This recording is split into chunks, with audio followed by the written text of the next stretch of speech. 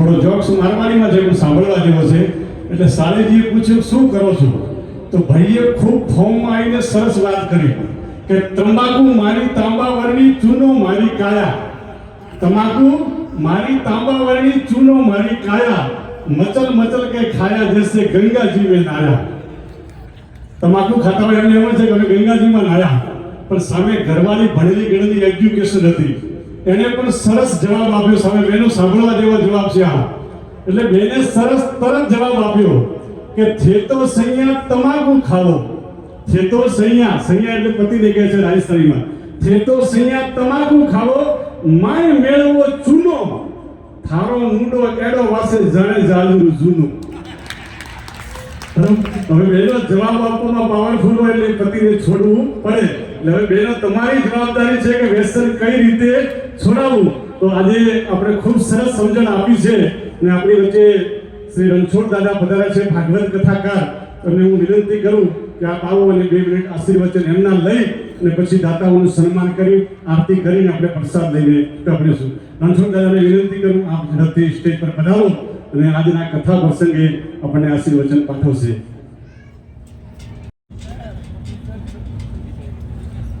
નમો ગોભ્યઃ શ્રીમતીભ્યઃ સૌરભેભ્ય એવ ચ નમો બ્રહ્મસુતાભ્યશ્ચ પવિત્રાભ્યો નમો નમઃ. ભગવતી પરાંબિકા જગદાધાર સ્વરૂપા ગૌ માતાના ચરણોમાં અનંત કોટીશઃ પ્રણામ. વ્યાસપીઠ ઉપર વિરાજિત પૂજ્યા દેવીજી, શ્રદ્ધા દેવીજી, દીદીજી, આપના ચરણોમાં પણ અનંત કોટી પ્રણામ. દૂર દૂરથી પધારેલો દિશાનો ડાયરો અને દિશા પંથકનો ડાયરો અને આપણા બધાના વચ્ચે સૌ ઠક્કર સમાજ અને અન્ય સમાજના સૌ આગેવાનો, વડીલો અને જો જીવી જંગમ તીર્થ રાજુ, હાલતું ચાલતું જે પ્રયાગરાજ છે, તીર્થરાજ છે, એવા ટેટોડાથી પૂજ્ય મહારાજજી, પૂજ્ય સંત ભગવાન અને મારા પૂજ્ય પિતાશ્રી અને પૂજ્ય માતુશ્રી અને નાનો અનુજ માધવ અને આપ સૌ. સમયની મર્યાદા છે એટલે મને જરા કહેવામાં આવ્યું, પણ વિશેષ ગૌ માતા માટેનું જ્યારે આવું દિવ્ય અને ભગવત કાર્ય થઈ રહ્યું છે, વર્ષોથી આપણે આ કાર્યને કરતા આવ્યા છીએ. મને સમજાય આજ મને લગભગ 37 રનિંગ છે, એટલે લગભગ 5-7 વર્ષથી તો હું સમજુ છું જ્યારથી ગાય માતાને, એટલે લગભગ 30-32 વર્ષથી તો હું પણ ગાય માતાને જ્યાં સુધી સમજ્યો છું. માતાજી મેં હિન્દી બોલું કે ગુજરાતી? ઠીક છે, ચલો. તો જ્યારથી હું સમજુ છું ત્યારથી આપણે આ કર્તવ્ય કરતા આવ્યા છીએ. ગાય માતા માટે કથાઓ કરવી, યજ્ઞો કરવા, ગાય માતા માટેના ક્યાંક અનુસંધાનોથી ગૌશાળાઓનું આયોજન કરવા અને એ પ્રકારે આપણે ગાયોની રખવાળી કરવી અને રખોપું કરવું. આપણા તરફથી તો આ દિવ્ય કામ થઈ રહ્યું છે બંધુ સાહેબ, પણ જે કાર્ય જ્યાંથી થવું જોઈએ ત્યાંથી હજુ થયું નથી. અને જ્યાંથી થવું જોઈએ એ આપણે બધા સમજીએ છીએ ક્યાંથી થવું જોઈએ. કારણ કે જે રાજ્ય સત્તા છે, જે કેન્દ્ર સત્તા છે, એ સત્તાઓ જ્યારે ગાયને ગાય માતા માનશે ત્યારે આ ભારત એ હિન્દુ રાષ્ટ્ર હશે. હમણાં હું છેલ્લે 3 કથાઓમાં, આમ તો મારે વહેલા આવવું હતું પણ ગઈ પ્રમ દિવસ નાઈટમાં જ હું જામનગર કથા પૂર્ણ કરીને આવ્યો અને અત્યારે જે ગૌ આહ્વાન દિવ્ય કાર્ય ચાલી રહ્યું છે અને એ પ્રકારે ચાલી રહ્યું છે કે જેમાં પ્રધાન ગૌ માતા અને નંદી ભગવાન છે, બાકી કોઈ નથી. નામ જોઈએ તો આપણે બધા છીએ, 18 આલમાં, અને આમ જોઈએ તો એનામાં કોઈ નથી. એવું જે કાર્ય દિવ્ય થવા જઈ રહ્યું છે, એ કાર્ય માત્ર લોક જાગૃતિ માટે નહીં. લોક જાગૃતિ તો બહુ થઈ ગઈ છે, હવે ક્યાંય જરૂર નથી લાગતી કે હવે લોક જાગૃતિની જરૂર હોય. લોકોમાં તો ગેહે ગેહે જને જને ભાગવત કહે છે, નારદજી કહે છે, એ પ્રકારે લોકોના હૃદયમાં ગાય માતા છે ઇતિ સિદ્ધમ. એમાં કોઈ ક્યાંય આપણને ઓલી તકલીફ નથી. પણ હૃદય જ્યાં બેઠું છે ધબકતું આ દુનિયાનું ને દેશનું, એ જે સત્તા છે એ સત્તાના કાનમાં વાત પહોંચી છે, પણ એક વાવાઝોડું, એક ઝંઝાવાત, એક આક્રોશ, યા તો એક ફેલાવો, એક લોકોના હૃદયમાં ગાય માતા માટેનો એક જવાબ, આવું જ્યારે સત્તાની સામે દેખાશે ને સત્તા પ્રતિપક્ષને જ્યારે આ દેખાડશે કે ભાઈ લોકો હવે આ માંગે છે અને આ જરૂરત છે, આવું જ્યારે આપણે બધા કરશું ત્યારે જ સત્તા ક્યાંક ને ક્યાંક ગૌ માતાને રાષ્ટ્રમાતા ઘોષિત કરશે. અને ગૌ માતા જો રાષ્ટ્રમાતા ઘોષિત થાય તો સરકારે ઘણા બધા કાર્યોમાં ક્યાંક ને ક્યાંક નિયમ અનુસંધાનમાં એમના કાયદાને લઈ જવા પડશે. એમાં પછી એમને જે એક્ટો હશે એને પણ ચેન્જ કરવી પડશે. એની પાછળ ઘણા બધા ગૌ માતાઓ, જેમ કે પૂજ્ય દીદી શ્રી હમણાં કહ્યું કે રોજની 82,000 ગૌ માતાઓ કપાય છે. આપણે તો બોલતા પણ દુઃખ લાગે છે, સાંભળવાની વાત તો દૂર રહી. આટલી ગૌ માતાઓ જ્યારે આપણા દેશમાંથી નીકળી રહી છે, આનું બીફ, એનો કેવડો મોટો ઉદ્યોગ, કેવડો મોટો કારોબાર તમને બધાને કદાચ નહીં ખબર હોય, પણ આમાં જે જાણે છે અને જે મોટા માણસો પાસે બેસે છે, અથવા તો અમારા જેવાને પૂછો, કારણ કે ઘણા બધા રાજકારણ અને ઘણા બધા ક્ષેત્રોથી જ્યારે અમે લોકો ભેગા બેઠા હોઈએ ત્યારે એ લોકોને પૂછીએ ત્યારે ખબર પડે છે કે આની પાછળ દેશને કેવડી મોટી આવક છે, દેશને આના ઉપર કેટલો મોટો એક એગ્રીમેન્ટ છે. આ બધા ક્ષેત્રોમાં ક્યાંક ને ક્યાંક સરકાર અટવાય છે, અને સરકારમાં એક વ્યક્તિની સાથે અનેક વ્યક્તિઓથી આખી સરકાર બનેલી છે. એટલે આ ઝંઝાવાત, આ વાવાઝોડું આપણે બધા એવું ઊભું કરવાનું છે, અને એમાં 1 રૂપિયાનું દાન દેવાની જરૂર નથી. દેવાવાળા દેશે જ, થવાનું છે, થવાનું જ છે, થવાનું જ છે, એમાં કોઈ મિનમેક નથી. પણ વાત એટલી જ છે કે આપણે બધાએ આપણા માથા ત્યાં બતાવવાના છે, ચાહે તાલુકાનું ક્ષેત્ર હોય, ચાહે જિલ્લાનું ક્ષેત્ર હોય, ચાહે રાજ્યનું ક્ષેત્ર હોય, ચાહે કેન્દ્રનું ક્ષેત્ર હોય. સમય આવે, આજે 22 તારીખ છે, પહેલની શરૂઆત થઈ ગઈ ચૂકી છે. આજે બપોરે 2 વાગ્યાથી લઈને આજના 5 વાગ્યા સુધી વેદ મંદિર અંતર્ગત જે ઘટના ઘટવાની છે, જે કાયદાનો પ્રારંભ થવાનો છે, એ આપણા અમદાવાદમાં થઈ ચૂક્યો છે. અને આવતા સમયમાં ગૌ માતા માટેનું આ દિવ્ય અને ભવ્ય કાર્ય, જે ગૌ માતા માટે અત્યાર સુધી માના રૂપમાં આપણે માનીને પૂજા કરતા હતા, હવે એને પ્રસ્થાપિત કરવા માટેની જે સમય છે, એ સમય આવ્યો છે. એટલે એના માટે પણ આપણે બધાએ એટલા જ અગ્રેસર બની અને આ દિવ્ય કાર્યમાં લાગવાનું છે, એવો એક મારો નાનકડો સંદેશ છે. કારણ કે આ સંદેશમાં હું સતત સાથે રહ્યો છું, એટલે મને એનો ખ્યાલ છે. બીજી વાત, આપણા દિશાની અંદર આ દિવ્ય અને ભવ્ય કાર્ય અને પૂજ્ય દીદી શ્રીના દિવ્ય મુક્તિ પૂજ્ય ગોપાળાનંદજી મહારાજ વર્ષો પહેલા જ્યારે શ્વેત વસ્ત્રોમાં મહારાજજી, અને આપણે ત્યાં પથમેડામાં જે તલાવના કિનારા ઉપર જ્યારે કથાકાર સંમેલન ઘણા વર્ષો પહેલા, ત્યારે તો મારી પણ એજ બહુ નાની, અને એ સમય પૂજ્ય મહારાજજી અને હું બંને અગલ બગલની કુટિયામાં રહેતા હતા. અને એ સમયથી જે પૂજ્ય મહારાજજીનો જે આખો લગાવ, એક આખો એમના જીવનની યાત્રા, અને આજ તો એમની યાત્રા એટલી દિવ્ય અને ભવ્ય થઈ છે કે એક સરસ મજાનું કાર્ય, અને પછી તો એક આખી પરંપરા, અને પૂજ્ય દીદી શ્રીઓ બધા જ પોતાના ક્ષેત્રમાં આવું દિવ્ય અને ભવ્ય કામ કરી રહ્યા છે. એક સરસ મજાનું કાર્ય છે, અને એની સાથે એક સાયન્સ પણ જોડાયેલું છે. તમને કાનમાં એક વાત કરીને હું મારી વાતને વિરામ આપી દઉં. મારા માથામાં જે તમે વાળ જો કોઈ કહેતા નહીં, તમને કાનમાં કહું છું, વાત બહાર જાય ને તમથી છુપાવાય ને, આ તો તમે રહ્યા ઘરના, બાકી બીજા કોઈને કહેવાય નહીં. એટલે કહું છું, મારા માથામાં જે વાળ છે ને, એ હું 4થા ધોરણમાં બંધુ સાહેબ હતો ત્યારે માથાના વાળ નીકળી ગયા હતા, ગુમડા થયા. આપણે ગામડાઓમાં ગુમડા થતા પહેલા, હવે ગુમડાઓના દર જતા રહ્યા. તો માથામાં ગુમડા થયા અને એમાં માથાના વાળ જતા રહ્યા. અને પછી અમારે ત્યાં ત્યારે હું ગામડે રહેતો હતો અને 4થા ધોરણમાં ભણતો હતો. અમારે ત્યાં તેજસ દવાખાનું ત્યાં થરાદમાં બસ સ્ટોપની સામે, અને ઈ ડોક્ટર પાસે કેટલાય સમય સુધી મારા પૂજ્ય પિતાશ્રીએ મને દવાખાને લઈ ગયા, ડીસા, પાટણ, સિદ્ધપુર, ત્યાં સુધી. પણ માથામાં કોઈ આમ હથેળી જેવું, આમ બસ આવું વાળ જ ને ટકો એકદમ, અને આમાં મસ્ત્રો ફેરવવાની જરૂર. સમય વીત્યો, પિતાજીને માતાજીને બહુ દુઃખ કે अब क्या होगा, कहां से लाएंगे ये बाल को. तो समय બહુ ઘટના ઘટી, લગભગ 6 મહિના નીકળી ગયા. તો બાળપણ મારું તો, મને તો કઈ એટલી બધી ચિંતા હોય નહીં, કારણ કે ચિંતા તો એ ગોદમાં મૂકી છે. હિમાલય જેવી ગોદમાં જ્યાં ચિંતા પડી હોય ત્યાં આપણને શું ચિંતા? એટલે એ ચિંતા બધી એને હોંપી દીધી. પણ પછી થયું એવું કે સમય વીત્યો. એક મહાપુરુષ આપણા પૂજ્ય સિયાવલદાસ બાપુ, અને એ વખતે કટાવમાં બિરાજે, અને એ વખતે ત્યાંના પૂજારી શ્રીમાં પણ, અને ફરતા ફરતા ત્યાં પૂજ્ય ઠાકીજી મહારાજનો ઉત્સવ હતો. એ અંતર્ગત આમ જતા હતા દવાખાને, પણ બે ચાર ભાઈઓ મળે કે હાલો આપણે ઠાકીજીને ત્યાં મહારાજજીને ત્યાં સરસ મજાનો ઉત્સવ છે, તો જરા અમે લોકો દવાખાને જવાને બદલે ત્યાં ગયા, તો મહારાજજીને પ્રણામ કર્યા. એ અંતર્ગત એના પહેલા પૂજ્ય મહારાજજીની કથા પૂજ્ય મારા પિતાશ્રી અને અમારા ગામ વાળે બધા અમારા ગામમાં એક રામ કથા કરાવેલી.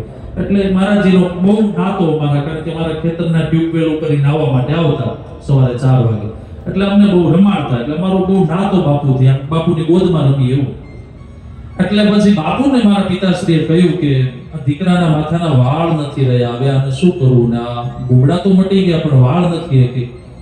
તો મહારાજજી એવું કહ્યું કે ગૌ માતાનું છાણ અને નાની જે અવિયાત ગૌ માતા હોય એનું ગૌમૂત્ર તમે આ છોકરાને પાવો અને એના છાણ દ્વારા માથું ધોવડાવો, એટલે લગભગ 15-20 દિવસમાં તમને આનું રિઝલ્ટ મળશે. અને ગૌ માતા કરશે તો લગભગ 2 મહિનામાં તો સરસ થઈ જશે. અને ભગવાનની કૃપા એ થઈ સાહેબ, સત્ય અને બિલકુલ મારા જીવનમાં સિદ્ધાંત છે. અને એ દિવસથી મેં ગૌ માતા માટેનું મારા દિલમાં, ત્યારે તો આ બધી વાતો મેં નહોતી સાંભળી, પથમેડા શું છે કે આ ક્ષેત્ર, કારણ કે આ તો હું લગભગ વાત કરું છું 93-94 ચોથા ધોરણમાં 94માં હતો, તો ત્યારની વાત છે. એટલે ત્યારે તો આ બધું મને, પણ ગૌ માતા માટેની જે મારી શ્રદ્ધા છે એ તો મને એમ કહ્યું કે આ ઘોડિયામાં મળી છે, ઘોડિયામાં. કારણ કે ચોથા ધોરણનો વિદ્યાર્થી હોય અને એના માથામાં જ્યારે ઈ ગૌ માતાના છાણથી પછી મારી માં રોજ મને માથું ધોવડાવે, રોજ ગૌમૂત્રના 2 ગ્લાસ પાય સવાર સાંજ છાણીને સરસ મજાના, અને હું ગટગટાવી જતો પાછો. અને એ ગટગટાવેલું ને એ છાણથી ધોયેલું માથું આજ મારા માથામાં વાંકડિયા વાળ છે. અને એ સમયથી છે. આનાથી મોટી ગૌ માતાની કોઈ કૃપા મારી દ્રષ્ટિએ હોઈ ન શકે. એટલે પૂજ્યા દીદીશ્રી જ્યારે હમણાં કહેતા હતા કે ગર્ભથી આપણે ત્યાં આયુર્વેદ શાસ્ત્રમાં તો ત્યાં સુધી કહ્યું છે કે गौ माता का 1 गिलास दूध और उसमें थोड़ा चावल डाल करके अगर 9 मास तक कोई गर्भवती स्त्री इस दूध को इस चावल को खाती है, माने खीर बना करके पीती है, तो एनो દીકરો આ તમારી સામે ઊભો છે, આ એનું પ્રમાણ છે. કારણ કે મારી માએ 9 મહિના આ જ કામ કર્યું, ઠાકોરજીની પૂજા કરી અને 9 મહિના સુધી ગૌ માતાનું દૂધ અને ભાત ઉપર રહ્યા. અને આજ તમારી સામે એનું પ્રમાણ, એટલે કે હું પોતે છું. આ બધી વાતો હું મારા આત્મશ્લાઘા માટે નથી કરતો, પણ ઘરનું આંગણું છે, ઘરનો ડાયરો છે, ગૌ માતાની વાત છે, ત્યારે અમે તમારી સામે ચર્ચા મૂકી છે. કારણ કે તમારી શ્રદ્ધા, તમારો વિશ્વાસ એ પણ ગૌ માતા માટે અકબંધ બને. અને પૂજ્યા દીદીશ્રી હમણાં જે વાત કરી કે ગર્ભની અંદર કેટલું પરિવર્તન થાય છે, આપણે ત્યાં ભાગવતની કથા લઈએ તો આખું વેન ચરિત્ર છે. ગર્ભથી શું થાય, એ સારું થાય એની પણ ચર્ચા છે. અને વેન જેવા અચરિત્રવાન દીકરાઓ પણ આપણે ત્યાં ગર્ભથી પેદા થાય, એના વેન ચરિત્રને ક્યારેક ભાગવતના માધ્યમથી સાંભળજો તો તમને ખબર પડશે કે ગર્ભમાં રહેલા જે સંસ્કારો એ સાચા સંસ્કારો, સાચી વૃત્તિ, અને 12 પ્રજ્ઞા પછી જે આપવામાં આવે ને તો માયાની વાતો હોય છે. બેટા પૈસા આમ કપાવાના, તારે મોટો થાય એટલે આ ભણવાનું, આ ભણ, પેટ માટેની વાત છે ને 12 આવ્યા પછીની છે. અને ઠેઠ માટેની વાત છે ને તો પેટમાં પોઢેલો હોય ને એને જ સમજાય, અને એની માએ એને સમજાવવું પડે. તો આવી દિવ્ય વાતો જ્યારે પૂજ્યા દીદીશ્રી આપણને કરતા હોય અને સશ્લોક સશાસ્ત્ર પ્રમાણમાં, ત્યારે એનું પ્રમાણ એટલે હું મારી જાતને પણ માનું છું. એ ભાવ સાથે પૂજ્યા દીદીશ્રીના ચરણોમાં પ્રણામ, પૂજ્યા ગૌ માતાના ચરણોમાં પ્રણામ, પૂજ્ય સંતો વંદનીય મહાપુરુષોના ચરણોમાં વંદન. એ ભાવ સાથે અસ્તુ. જય ગૌ માતા, જય ગોપાલ. પૂજ્ય રણછોડદાદાને વિનંતી કરીશ કે વ્યાસપીઠ તરફથી આપ સન્માન સ્વીકારશો. એકવાર જોરદાર તાળીઓના ગગડાથી વધાવશું રણછોડદાદાને. ખૂબ સરસ વાત કરી. અને ગૌ સેવાની સેવા સાથે જોડાવાથી શું થાય છે એનો એક અમારી સાથે એક ભાઈ જોડાયેલા છે જે શાક માર્કેટની અંદર બોરીઓ ઉપાડતા હતા. અને એ વ્યક્તિ જે દિવસથી દર પૂનમે અમારી સાથે જોડી ફેરવવા આવવા માંડ્યા, અને એ ભાઈને ગૌ માતાની કૃપા થઈ પોતે અમદાવાદ જતા, અત્યારે અમદાવાદની અંદર દુકાન કરી છે. છતાં પણ દર પૂનમે રાત્રે 1 વાગે બસમાં બેસીને સવારમાં 6 વાગે જોડી ફેરવવા આવે છે અમારી સાથે. એ ગૌ માતાનો ભક્તો છે કે એક મજૂરીમાંથી શેઠ બનાવી દેતા હોય છે અને અમદાવાદમાં દુકાન થઈ છે. ખૂબ ખૂબ ધન્યવાદ. તો આવો આપણી વચ્ચે આજના આ પ્રસંગે વધારેલ સંતોને હું વિનંતી કરું કે તેઓ પણ સ્ટેજ પર આવે. મહાત્મા નિવૃત્તાનંદજીને વિનંતી કરીશ કે તેઓ સ્ટેજ પર આવે અને સન્માન સ્વીકારશે. સાથે આપણા દૈનિક યજમાન હિતેશભાઈ મૂળચંદભાઈ ગામી ઉમા કેટલ ફીટ પાલનપુર આવ્યા છે. પરિવારમાંથી કોઈ ના તો બીજા જે અમારા મેઇન પાયાના કાર્યકર્તા કે જેમણે આ ગૌ સેવા સમિતિ જ્યારે સ્થાપના થઈ છે ત્યારથી સતત અમારી સાથે રહી અને એમને માર્ગદર્શન પૂરું પાડે છે. અને પાલનપુરની અંદર પોતે લગભગ 5 કરોડ રૂપિયાનો પોતાનો પ્લોટ છે, પણ ત્યાં આગળ પોતે હોસ્પિટલ ચલાવે છે અને પાલનપુરમાં 2 એમ્બ્યુલન્સો ચલાવે છે. અને શાસ્ત્રીજી મહારાજની ગૌશાળામાં સાથે જોડાયેલા અને દર 11ના દિવસે 700 જેટલા ઘર દુકાન ફરી અને બાપુની જોડી અખંડ રાખી છે એવા પરેશભાઈ પ્રજાપતિ.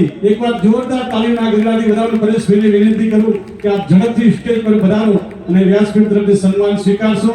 તમે જોઈ રહ્યા છો જે શાસ્ત્રીજી મહારાજની જોડી ડીસા સિટીમાં ફરતી હતી દર 11 અંધારી 11 અને અજવાળી 11 એ બંને 11 પોતે સાચવીને રાખી છે. પોતાનો ધંધો રોજગાર છોડી અને પાલનપુરથી ડીસા આવીને જોડી અખંડ રાખી છે. એવા પરેશભાઈ સોલંકી પ્રજાપતિને જોરદાર તાળીના ગગડાથી આપણે વધાવશું. બીજા આપણી વચ્ચે હિનાબેન વકીલ પધાર્યા છે. એમને વિનંતી કરું કે આપ પણ પધારો. હિનાબેન વકીલ આપણે ગૌ સેવાના કોઈ પણ કેસ અને એમના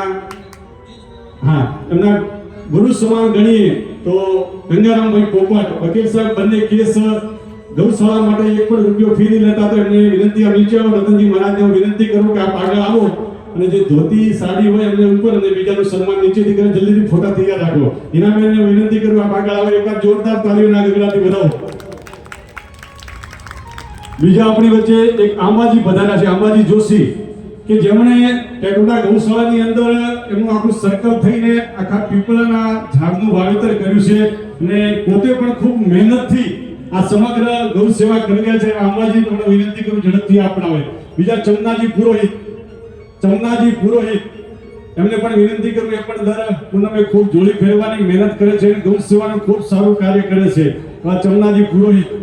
બીજા નરેશભાઈ આચાર્ય, નીચે સુધી આવો નરેશભાઈ. એકવાર જોરદાર તાળીઓના ગગડાથી વધારો નરેશભાઈ આચાર્યને. પડદા પાછળ રહીને કાર્ય કરનાર એટલે નરેશભાઈ. ભરતભાઈ ભાવિકના ભાણે છે, કારણ કે મામાના તો ગુણ આવવાના ને એમાં. બીજા જેમણે જે તમે પેન્ટિંગ જોઈ રહ્યા છો આ સ્ટેજ પર જે ગૌ માતાની પેન્ટિંગ કરી છે, રાત્રા પણ મોડા સુધી કામ કરીને એવા દીકરા છે આશીષભાઈ સુથાર અને વિશ્વાબેન બંને, અને ત્રીજા નરેશભાઈ પંચાલ. ત્રણેય મિત્રોએ ભેગા થઈને આ સુંદર મજાની પેન્ટિંગ કરી છે અને જોરદાર તાળીઓના ગગડાથી વધાવો અને આપ સ્ટેજ પર વધારો. નરેશભાઈ આવી, નરેશભાઈના ભાઈ છે, આવી જાઓ. અને ભાઈ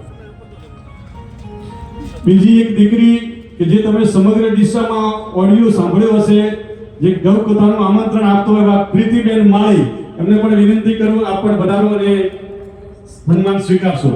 બીજા જે અમારી ડીસાની અંદર એમ્બ્યુલન્સ ચાલે છે એ એમ્બ્યુલન્સના સારથી રઘુભાઈ ઠાકોર અને નવીનભાઈ બંને મિત્રો પણ સ્ટેજ પર વધારીને દીદીના હાથે સન્માન સ્વીકારશે. રઘુભાઈ ઠાકોર જે આપણી એમ્બ્યુલન્સ ચલાવે છે, 2400 કલાક ગૌ માતા માટે હાજર રહેશે. એવા નવીનભાઈ જય જલિયાની ગૌશાળાની એમ્બ્યુલન્સ અને ગૌ સેવા સમિતિની એમ્બ્યુલન્સ રઘુભાઈ ચલાવે છે.